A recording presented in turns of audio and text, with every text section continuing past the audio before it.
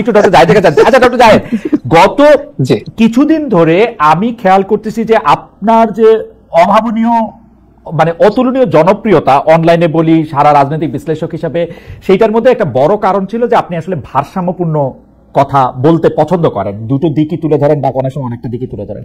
কিন্তু মাত্রই ডিসেম্বরে ইলেকশন নাকি বড় জোর সরকার প্রধানের কথা মতো জুনে ইলেকশন, এই মাত্রই এই কটুক জায়গা নিয়ে আপনি যেভাবে সরকারের দিকে বারবার আঙ্গুল তুলছেন, সরকারের মধ্যে ষড়যন্ত্র দেখছেন, এটা একটু একপেশে হচ্ছে কিনা? মানে সরকারকে আপনি বেশি যে দায়ী করছেন এটা একটু মানে মানে আপনি বুঝতে পারছেন এটা একটু টানেল ভিশনের কাজ হচ্ছে কিনা? হ্যাঁ ধন্যবাদ। আমাকে একদম স্পেসিফিকলি যেটা মনে হবে সেটাই জিজ্ঞেস করবেন, আমি জবাব দেবো। তার আগে যে একটু হঠাৎ মনে পড়লো আপনি উপদেষ্টাদেরকে আনতে পারছেন না বলে একটু আফসোস করছেন, কিন্তু আপনি মঞ্জু ভাই থেকে পেয়েছেন। খেয়াল করেন মঞ্জু ভাই কিন্তু এর মধ্যে বললো যে একজন উপদেষ্টা জানতে চেয়েছে হামিদ কিভাবে পালালো মঞ্জু ভাইয়ের কাছে। আমার মনে হয় মঞ্জু ভাইকে আপনি যদি ভালো মতো একদিন ডেকে সব কথা বলেন অনেক কিছু জানতে পারবেন, জাতীয় জানতে। কিন্তু মঞ্জু ভাই তো আমার চেয়ে অনেক বেশি বুদ্ধিমান, মঞ্জু ভাইয়ের আইকিউ মনে আমার থেকে 15-20 বেশি হবে। মঞ্জু ভাই তো প্রশ্ন করে জবাব পাওয়া কঠিন। হাই এবার আমরা আমি জবাব দিব। আচ্ছা এখন নির্বাচনের ব্যাপারে ইনফ্যাক্ট আমি একটু এভাবে যদি বলি, আমার চ্যানেলের নামটা হচ্ছে Zahid stake. So I do analyse, আমি সেটা তো করি, আমি আমার অপিনিয়নও জানাই এবং অনেক ক্ষেত্রে আমি আমার অপিনিয়ন, ধরুন শেখ হাসিনার সময় আমি আমার অপিনিয়ন জানিয়েছি বহু ক্ষেত্রেই, এখনো অনেক ক্ষেত্রে আমি আমার অপিনিয়ন জানাই। এখন নির্বাচনের প্রশ্নে আমি সরকারের যে ধরনের আচরণ দেখছি, আমি মনে করি সরকারের মধ্যে নির্বাচন ইভেন জুনে হবে এই ব্যাপারে আমি আসলে আস্থাশীল হতে পারি না। আমি আপনাকে একটা ছোট উদাহরণ দিই। আমরা অনেকে হয়তো খেয়াল করিনি জাপানের প্রধান উপদেষ্টা যেভাবে বক্তব্য দিয়েছেন বা মঞ্জু ভাই তাদের মিটিং এর যে কথা বললেন, খেয়াল করুন ভাই, আপনি দীর্ঘ সময় তার সাথে আলোচনা করেছেন যে উনি মনে করছেন ডিসেম্বরের মধ্যে। আচ্ছা এটাকে রেজোনেট করছে যারা নাহিদ ইসলামের সাথে, আপনি খেয়াল করবেন রয়টার্সের সাথে এবং এরপর এএফপির সাথে ইন্টারভিউতে নাহিদ ইসলাম এক্স্যাক্টলি এই কথাটা বলেছিলেন যে এই বছরের মধ্যে নির্বাচন হবে না বলে তিনি মনে করেন, কারণ আইন শৃঙ্খলার অবস্থা ভালো না। আমি বরং রাগঢাক ছাড়াই বলছি এনসিপি ডক্টর ইউনূসের দল, কেন আপনি যদি চান আমি সেটা ব্যাখ্যা করতে প্রস্তুত আছি। সুতরাং নাহিদ ইসলাম ওটা বলছেন, উনিও বলছেন। আচ্ছা নাম্বার 2 যেটা আপনি জিজ্ঞেস করছেন এবং আমি আপনার সাথে একমত, 9 মাস পার হয়ে গেছে উনি কন্ট্রোল আনতে পারেন না এবং অনেক ক্ষেত্রে আমরা কন্ট্রোল আরো কমছে বলে মনে হয়। ডিসেম্বরে উনি পারবেন না মনে করছেন, 6 মাসের পর মানে ডিসেম্বরের পর ওনার হাতে কি কোনো একটা ম্যাজিক আসবে বাই হুইচ উনি সবকিছুর উপর নিয়ন্ত্রণ নিয়ে আসতে পারবেন? আরেকটা প্রশ্ন, উনি ডিসেম্বরের মধ্যে যদি হবে না বুঝতে পারেন এখন ডিসেম্বর থেকে জুনের এই আলাপ কেন করছেন? উনি স্পষ্ট করে বলে দিন যে ডিসেম্বর পর্যন্ত হবে না, তো আমি এবার জুনের দিকেই তাকিয়ে আছি। রহমান আপনি তো চমৎকার বলেন, আমি শুনতে থাকি, সেজন্য আপনি আমাকে একটু প্রশ্ন করার সুযোগ দিন। আপনি বলেন যে এখন একটু থামলাম, কারণ হচ্ছে আমি ভুলে যাবো যদি আপনি আমাকে প্রশ্ন করতে দেন। সেইটি হচ্ছে যে আপনি যেটি বলছেন যে উনি বলতেছেন এটা আসলে খোলাখুলি মানে নাহিদ সাহেবের কথা আর উনার কথা একমত হয়ে যাওয়া মানেই যে উনারা দুজন একদল করা, এইটা ঠিক অতি সরলীকরণ আমি মনে করি। 2 নাম্বার হচ্ছে যে আপনি যদি দেখেন যে ডিসেম্বরের মধ্যে সবকিছু, ডিসেম্বর পার হইলেই কি অন্য কিছু ঠিক হইতে থাকবে কিনা জুনে, এটা তো উনার একটা প্লি সব দলের প্রতি যে আপনারা এখন আমার উপর আস্থা আনেন, আপনারা আমার সাথে বসেন, বৈশা একটা ডেট ডুটের কথা আমরা এটা চিন্তা করবো। কিন্তু আপনারা যখন আমাকে ডিসেম্বর থেকে জুনের মধ্যে ডিসেম্বরটাতেই চাপ দিতে থাকেন তখন তার এটা কোথাও আগায় না। আইন শৃঙ্খলা বলেন আর যাই বলেন, এইরকম একটা সরকারের পক্ষে তো সকলের সহযোগিতা ছাড়া, বিশেষ করে বড় রাজনৈতিক দল বিএনপি সহযোগিতা ছাড়া এটা তো সম্ভব না। এবং বিএনপি তো দিনে দিনে এটা দুর্বিষহ করে ফেলছে। আমি আর কথা মাঝখানে বলবো না, আমি একটু 2-3টা পয়েন্ট আপনাকে বলি। দেখেন বিএনপি আওয়ামী লীগ পতনের পরে 9 মাসও তারেক রহমান সাহেব দেশে ফিরে নাই। আইন আদালতের কথা বলা হচ্ছে, বেগম জিয়ার মামলা পরের দিন উঠছে ডক্টর ইউনূস সাহেবের সাথে, তারেক রহমান সাহেবের সব মামলা ইন অ্যাবসেন্সে উঠে গেছে। এই নিজেদের শক্তি দিয়ে ঢাকা দক্ষিণ অচল করে রাখা একদিনের মেয়রশিপের জন্য বাংলাদেশে যা শুরু করছে জনাব ইশরাক, সেগুলি আসলে কিভাবে ইউনূস সাহেব একটা ইলেকশনকালীন সরকার কিভাবে হবে বিএনপি যদি এগুলি করতে থাকে? আমি মনে করি যে তথ্য এবং প্রমাণ আছে ভাই, প্রমাণ করতে পারবো যে ডক্টর ইউনূস অন্তত বিএনপির সাথে কোনো রিকনসিলিয়েশন চাইছেন না। প্রবলেম কিন্তু ওই জায়গায়। খালিদ ভাই আমি রাগঢাক ছাড়া একটা কথা কয়েকদিন থেকে বলছি, বাংলাদেশে এই মুহূর্তে 3টা শক্তি, বিএনপি, সরকার এবং সেনাবাহিনী। সেনাবাহিনীকে আমি বলছি এটা বিতর্কিত হতে পারে এই কারণে যে সেনাবাহিনী তো আলাদা কোনো এন্টিটি না টেকনিক্যালি, যেটা তো সরকারের পার্ট। কিন্তু আমি বলছি আজকে অত সময় নেই, সেনাবাহিনীকেও পোস্ট 5 অগাস্ট আমরা একটু আলাদা করে দেখবো। এই 3টা শক্তির মধ্যে রিকনসিলিয়েশন লাগবে।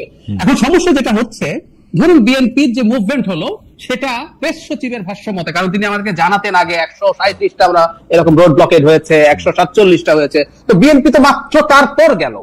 এবং জনাব ইশরাকের সমর্থকরা, আমি এটাকে just political point of view থেকে দেখছি, সমর্থন বা অসমর্থন করার বিষয়টা, বাংলাদেশের 5-10 জন মিলে রাস্তা ব্লক করার ঘটনা আমরা 5 তারিখের পর থেকে তো দেশও দেখে ফেলেছি সরকারের পরিসংখ্যান অনুযায়ী। হঠাৎ করে এটাই তার এত খারাপ লেগে উঠলো কেন? এবং বিএনপি, খেয়াল করুন, আমি এনসিপি যে তার দল তার প্রমাণ হিসেবে বলছি, বিএনপি নিজে এই ক্রাইসিসের মোমেন্টে প্রধান উপদেষ্টার সাথে দেখা করতে চেয়েছিল ফর 4 days, দেখা করেননি। রাদার তিনি জনাব নাহিদ ইসলামকে ডেকে তার এই পদত্যাগ নিয়ে তার মন খারাপ, তিনি সেই তথ্য জানান। নাহিদ ইসলাম এসে প্রথমে একটা বিদেশি বিবিসি বাংলাকে প্রাথমিকভাবে অন রেকর্ড উনি বলেন যে ডক্টর ইউনূস এটা বলেছেন। তাহলে খেয়াল করি, বিএনপিকে তিনি যদি আস্থায় নিতে চাইতেন, ওনাকে বিএনপির সাথে ফাইট করলে হবে না, ওনাকে আস্থায় নিতে হবে। তারপর বিএনপি গেল, বিএনপি যাওয়ার পরে উনি জনাব আসিফ মাহমুদ সজীব ভুঁইয়াকে সেই মিটিং এ রাখলেন যার পদত্যাগ চাইছে বিএনপি। এবং আপনি খোঁজ নিলেই দেখবেন, আপনি জানেন আমি নিশ্চিত, জনাব আসিফ মাহমুদ সজীব ভুঁইয়া অন্য কোনো দলের সাথে মিটিং এ ছিলেন না।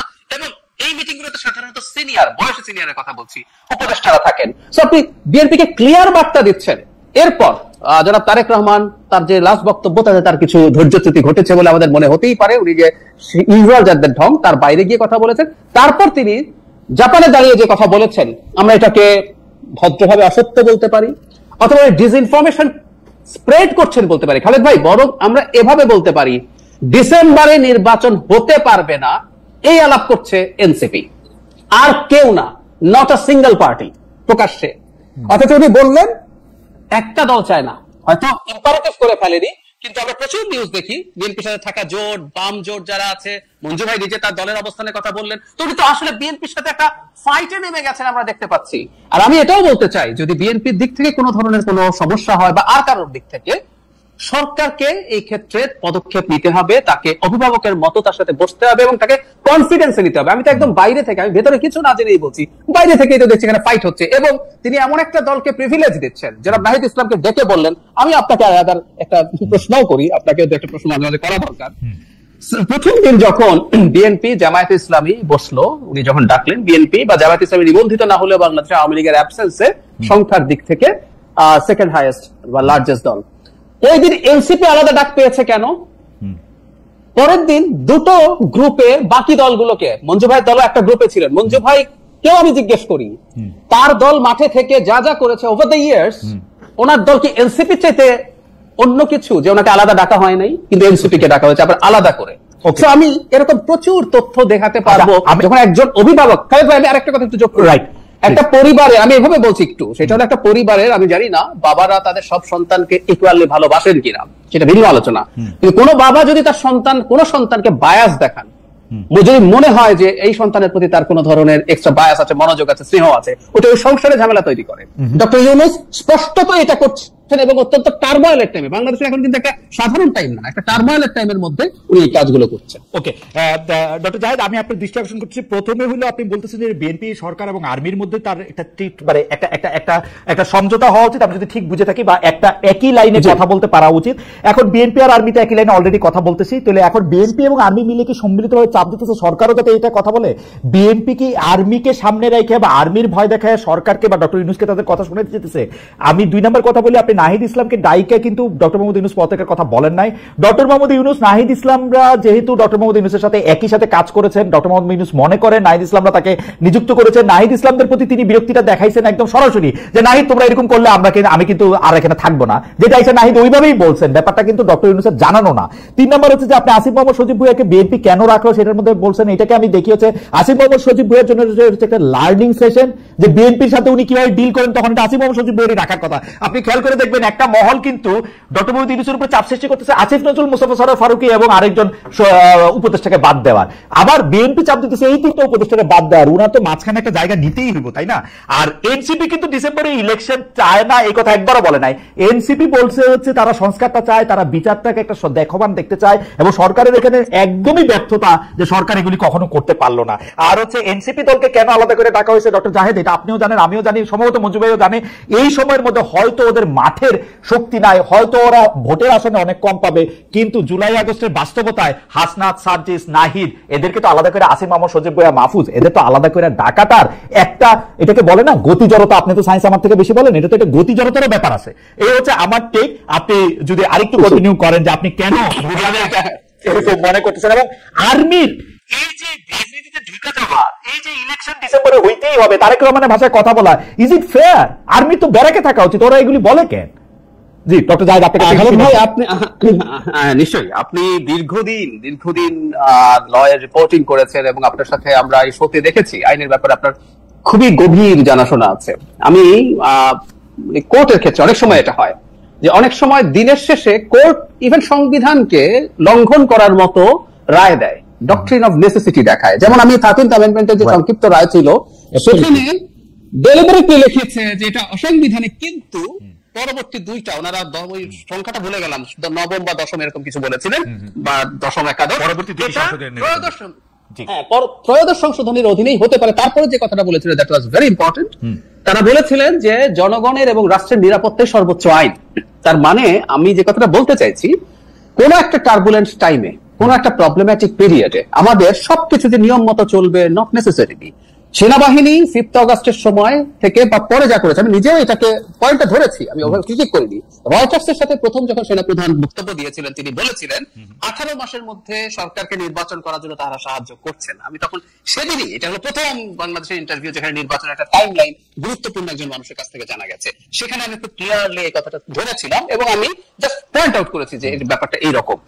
আমরা এখন আসলে কোন বিশেষ অবস্থা আছে, কোন জায়গায় আছি? একটা সেনাপ্রধান যদি সরকারেরই পার্ট হয় তাহলে তো না শেখ হাসিনার কথা শুনে গুলি চালানো উচিত ছিল সবার উপরে, কিন্তু শেখ হাসিনাকে বিট্রে করেছেন তখনকার সরকারকে। শেখ হাসিনা তো উনি সেনাপ্রধান ছিলেন।